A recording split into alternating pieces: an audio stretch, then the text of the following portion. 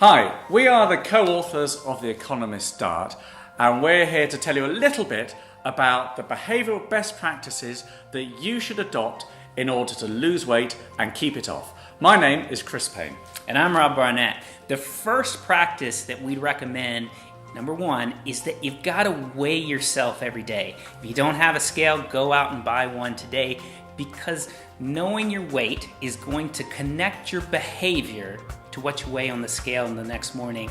It also helps to cut through the tunnel vision of hunger. Number 2, you can only eat one square meal a day.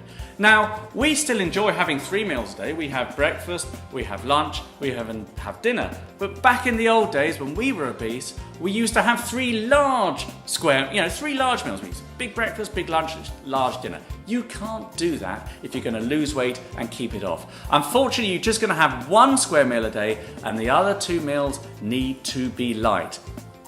Which brings us to point number 3, which is that you need to be calorie conscious. Now, counting calories is a grind, so we don't recommend that you do it. But you should be paying attention to calories. Management gurus for years have quipped that if you can't measure it, you can't control it. So data is very important in the battle of the bulge. And that means, for us, paying attention to calories. If you're at a restaurant and you have a lower calorie option, guide to that lower calorie option unless it's a special occasion. Number 4, don't waste your money on fad diets or diet food. They may work in the short term, but they're just not sustainable. We're economists, and as an economist, you're trained to think and value the future appropriately, not undervalue your health in the future. You're trained to adopt ideas and thinking that is sustainable. And one of the things you can't do is fall for the gimmicks of fad diets and diet food.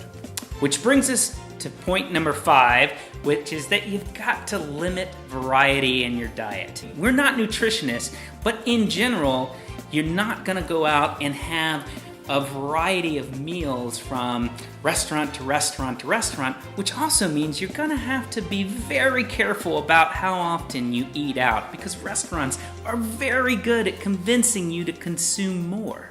Absolutely, and that brings us to our 6th and final core microhabit, which is that you're going to have to mini feast, mini fast. What do we mean by that? Well, in today's world, we could splurge all the time.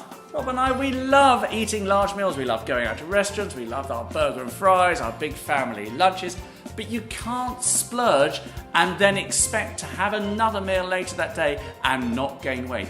If you want to splurge, and we believe in enjoying the good things of life, if you were going to be austere for the rest of your life, you'd be miserable. So what you need to do is skip a meal. Large lunch, big splurge, skip a meal. Learn the art of budgeting and apply it to your daily calorie intake. Go out and pick up a copy of the Economist diet, either online or at your local retailer.